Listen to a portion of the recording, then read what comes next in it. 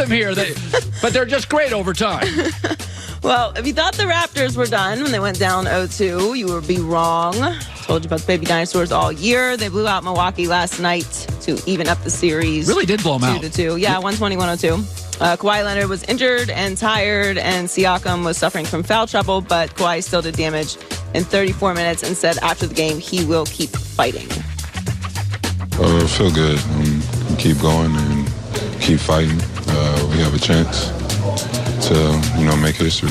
I mean, it's no excuses. I'm playing basketball, and, we got to win tonight.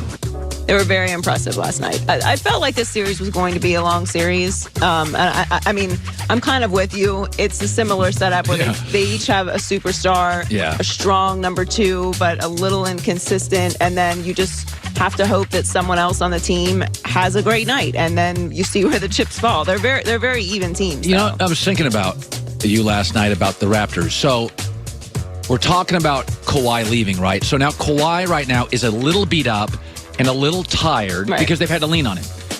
How do you sell Kawhi on staying? I was thinking about this. You can't go to him and say, after this playoff run, you can depend on Lowry and Ibaka. The big sales pitch is Pascal Siakam is getting better, and we think by next year he'll be a legitimate playoff too. But couldn't I argue that Kawhi kind of falling apart? I mean, he looks tired. Yeah. That this is his biggest concern because Kawhi's not dumb. He knows it's not a free agent destination. You got to and you're too good now to get great draft picks. So the sales pitch to Kawhi is, hey, listen, we know you're exhausted and you feel like you're having to carry the team. But next year, you'll probably have to carry the team slightly less because Siakam is getting a little more consistent. I mean, the one thing that I do think is working in the Raptors' favor is, does he really want to go back to the West? It's warm. I mean, you travel all year. You can live wherever you want. He's got a mansion in San Diego. He can stay there all off season or come to LA and work out. I mean, believe me, I prefer the warm weather also, but I mean, you have to look at the whole situation. He's in a great situation. The Raptors are a very well-run organization.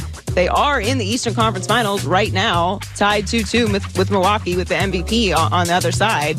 It's not a bad situation. I understand there's taxes and all these other things going on, but he's going to be a legend in Toronto anyway, just based off of this series. It's not the worst situation. I feel like he's leaving, but I would not be shocked if he ended up staying. It's not a bad situation for him. So Kevin Durant is back with arguing with fans on the internet, which, Oh, he is? I mean, well, he did go back and forth with Chris Broussard the other day. All right. I mean, that's what he does from time to time. His manager, Rich Kleiman, though, isn't bothered, and in fact, he loves everything about it. How do you feel about that he gets in there and mixes it up sometimes? I love it. I know enough to know that doesn't represent anything more than what it is. And Kevin has every right to engage and communicate and have fun and banter because he's a 31-year-old man who's built this, or 30-year-old man who's built this incredible enterprise for himself. We have honest conversations, but never would I call him and say, like, that's such a bad thing to do for your brand. I actually think that's a really smart way to look at it. Kevin Durant's 30. He's all over social media. We cannot define him based on a tweet. Like, that shouldn't ever define any of us. A tweet that took you 22 seconds to... Well, I think the opinion about Kevin Durant on social media going back and forth with fans, it kind of took a turn whenever the burner account situation happened. That wasn't great. We kind of all felt like it got a little off the rails there. Like, you don't need to go that far. Yeah. So that wasn't the best look. But I mean, everyone goes back and forth with fans on social media. You do it, I do it, everyone does it. It's not a weird thing to do. There's this feeling that he is too big, so far above that he shouldn't feel like he needs to go back at them. But we're all human beings, and if we're on social media scrolling through and see somebody say something crazy, you might just feel compelled to tell them that they're crazy. And by the way, I go on, I don't do it a ton, but I'd say every couple of weeks I'll go on and I'll just be in a funny mood and I'm just being sarcastic with people. Does it define me? Because 90% of the time I'm not on Twitter. Right. I think as long as you don't take it too seriously, I mean, we've all seen it go badly also. Yeah. That's probably like the bigger concern with this, but I don't think it is a bad thing for Kevin Durant's brand. If anything, it makes him more accessible and makes him feel more human, and that's a good thing. I don't think it's the right thing to do in this era to feel like you're untouchable or robotic or not relatable. What? I had a social media business manager, not at this company, tell me a month ago. It's very interesting. We were talking about sportscasters, and he said, I like when you spar with people. He goes, you don't feel distant. Right. And I'm like, you follow it? He goes, oh, no. He goes, this is what I do for a living. I use people as examples. He goes, you should spar with your audience a couple times a month. Instead of being up on a castle and nobody can get into the castle, he's like, spar with people, interact with people. They're your customers. And I was like, that's an interesting way to look at it. Yeah, as long as you don't get in your feelings, as long as you don't carry it with you for the rest of the day, which can sometimes be hard to do, then you're good. So finally, Aaron Rodgers is apparently having fun now. Matt LaFleur and Aaron obviously have been spending a fair amount of time together and getting on the same page, and LaFleur made a note of mentioning how good of a time Aaron is having. I think it's going great, man. He's fun to be around. You can see how much fun he has out on that field. But we've had a lot of good conversations, and I think we're growing together. And the more time that we can spend together, I think we'll have a better feel for each other. He may be right. Aaron is talking a lot more. He is. The usual grumpy Aaron had more to say in 20 seconds than I've ever maybe heard him talk before. Here he is on Game of Thrones. Tyrion says the person with the best story is Bran, who, by the way, 3 episodes ago said he wasn't Bran Stark anymore. No, Jon had a better story. Dany had a better story. Arya had a better story. Sansa had a better story. Tyrion had a better story. Varys had a better story. Bronn, a lot better story. Jaime, better story. Cersei, probably better stories. He's right about all of those. I don't know what any of that means. I have no idea what he just said. Isn't this, Aaron? I'm gonna put it out there right now. Strong belief that Big Ben and Aaron are going to have MVP years because they want to prove they were right in the breakup.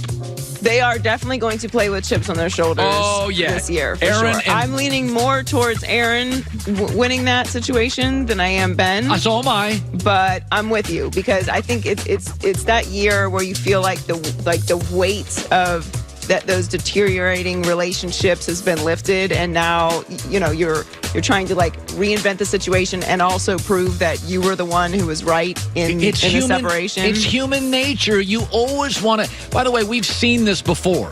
Peyton Manning went to Denver. Oh, you think I'm done? Right. And we saw Brett Favre after the Jets to the Packers. Oh, you think I'm done? And then we saw Tom Brady post Deflategate. Oh, you think I'm cheating? We have this history where you take a great quarterback with something left in the tank but on the back nine, and when we bail on you, Aaron gets hurt, he's impossible. You want to prove Mike McCarthy and Antonio Brown, you were right, they were wrong, and we've all gone to the gym a little more after a breakup, and we get our abs a little tight, we look a little better. It's exactly what this is. I think that's what's happening as well. That is such a funny Aaron Rodgers, Game of Thrones. I fully agree with him. I mean, everything he said was totally accurate. Thanos drove me crazy. And the wolf lady was ridiculous choice. Joy with the news.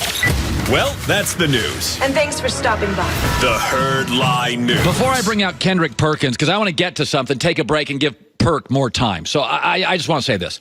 Listen, we got to quit pandering to athletes. These are not 17-year-olds. I don't pick on college kids. These are not even 19-year-old, 20-year-old. In a lot of instances, these are grown-ups. And they got $100 million. They got stacks of lettuce, okay? So I don't try to beat up on guys, but we got to stop pandering. So Antonio Brown is not present for the start of OTAs for the Raiders. So I got no Antonio Brown in Oakland. I got no OBJ in Cleveland, and I got no Le'Veon Bell with the Jets.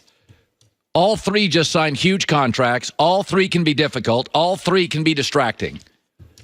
Oakland, Cleveland, Jets. Do these sound like organizations that handle crisis well the last 20 years?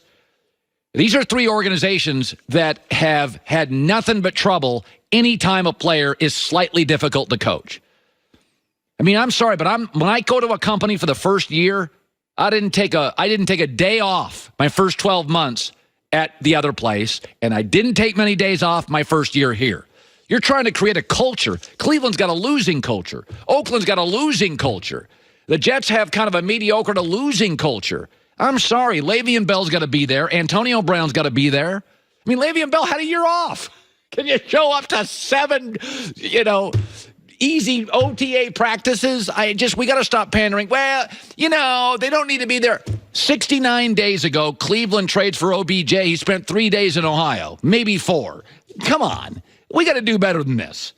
And by the way, why do I like Pittsburgh this year over Cleveland? This sort of nonsense. I just saw videos yesterday. All the skilled people are at OTAs with Big Ben. The guys are all hanging out at his lake house. He just said, "I'm my bad against AB." Got that mess off the plate. So, we can make excuses for Antonio Brown. He should be at camp. It's a new playbook. OBJ should be in Cleveland. Le'Veon Bell should be with the Jets. Dude, you had a year off. You show a little respect for your offensive lineman, your quarterback, Le'Veon. And I like Le'Veon Bell, and I like Odell Beckham. Antonio Brown's a lot of work, but I don't think he's a bad guy. But come on. I mean, let's stop making excuses. Well, he doesn't really have to be there. He doesn't really. No, all 3 should be there. You got to show respect to your teammates. You got to show respect to your staff. And these are 3 developing cultures. This isn't Kevin Colbert, who has won 65 games in Pittsburgh as a GM the last 25 years. This isn't New England. This isn't even, these are developing cultures. You don't have it right. You have a history of implosions. I mean, Antonio Brown, come on. Show some respect for Derek Carr, Raiders, John Gruden, Mike Mayock, and that new offensive line. Kendrick Perkins around the corner. Coming up next, what's Perk make of the Raptors Milwaukee? And his thoughts on KD and where he'll land. That's coming up next.